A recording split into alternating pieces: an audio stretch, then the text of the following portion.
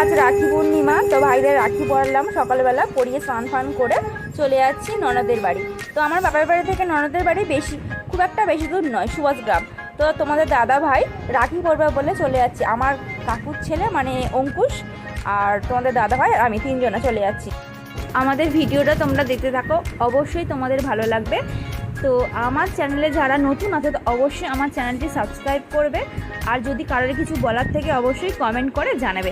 তো ফাইনালি দিদির বাড়ি আমরা চলে আসলাম, দিয়ে দিদি রাখি পরিয়ে আমাদের খেতে দিল। আমরা বলেছিলাম আমরা ভাত খাবো না, হালকা টিফিন খাবো, যেহেতু আমাদের বাড়িতে আমার ভাইদের রাখি পরিয়েছি, আমাদের বাড়িতে খাওয়া দাওয়া আছে। তো ওই জন্য দিদি করেছিল লুচি, ডিম কষা, একটু মিষ্টি দিয়েছিল। তো বন্ধুরা খুব বেশি হলে আধা ঘন্টা কি তার একটু বেশি বসছিলাম। তো এবারে বাড়ির দিকে রওনা হচ্ছে, যেহেতু বাড়িতে মেয়ে রেখে এসেছি। তো নেক্সট ভিডিওতে তোমাদের সাথে আবার দেখা হচ্ছে বন্ধুরা।